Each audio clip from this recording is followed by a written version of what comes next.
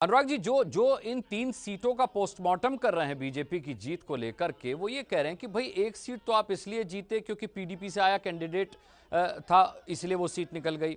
दूसरी सीट आप इसलिए जीते क्योंकि वहां पीडीपी आपकी टक्कर में ही नहीं थी, और तीसरी सीट आप इसलिए जीते क्योंकि वहां पीडीपी और एनसीपी ने मिलकर चुनाव लड़ा तो वोट बढ़ गए, फायदा आपको हुआ। आप कैसे आकलन करते हैं इसका?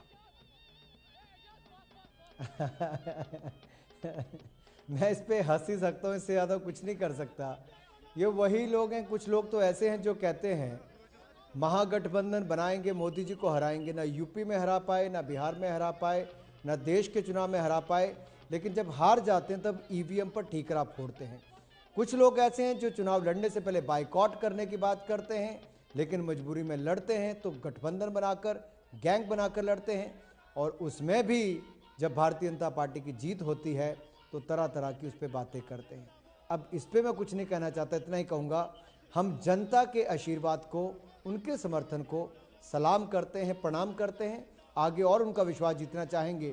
जो लोग ऐसा क्यास लगाते हैं कि हम कैसे जीते, किसी का वोट डिवीजन हुआ है कैसे जीते, मैं इस पर नहीं जाना चाहता। पूरे जम्मू कश्मीर में इन्होंने इकट्ठे होकर चुनाव लड़ा, हमने अपने बलबूते पर लड़ा है, जनता के आशीर्वाद से लड़ा है।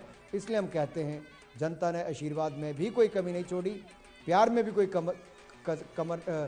कमी नहीं छोड़ी।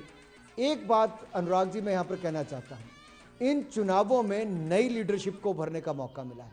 आप मेरी बात को लिख कर रखिए, जम्मू कश्मीर की तकदीर और तस्वीर बदलने में इन चुनावों में नई लीडरशिप जो आई है उसका बहुत बड़ा रोल रहेगा। इतने कमिटमेंट वाले लोग नजर आते हैं जिनको पहले शायद अवसर ही नहीं मिला इतने वर्षों तक।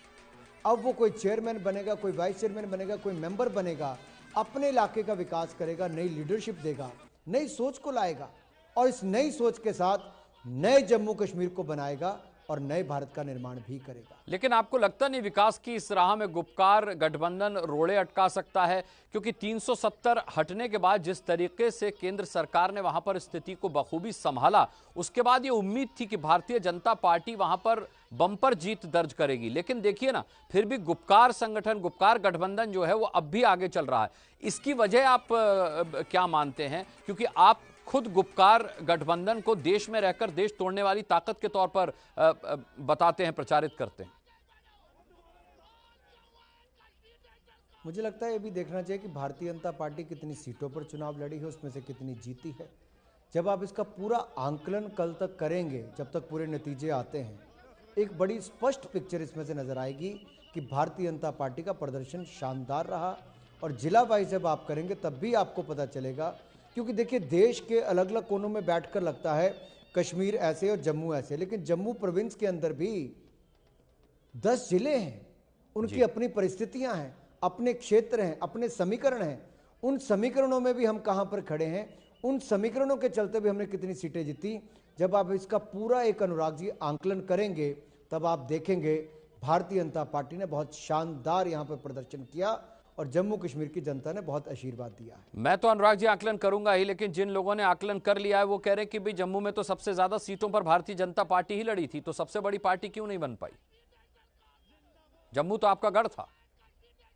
हम हैं, और जब पूरे नतीजे हम हैं और रहेंगे भी, इसलिए मैंने कहा आप आज लिख कर रख लीजिए, कल तक जब आपके पूरे नतीजे आ जाएंगे, अधिकतर जिलों में भारतीय जनता पार्टी के ही चेयरमैन होंगे, हमारे ही वहां पर कमेटीज बनेंगी। ये आज मैं आपके चैनल पर बड़ी स्पष्टता के साथ कह रहा हूं।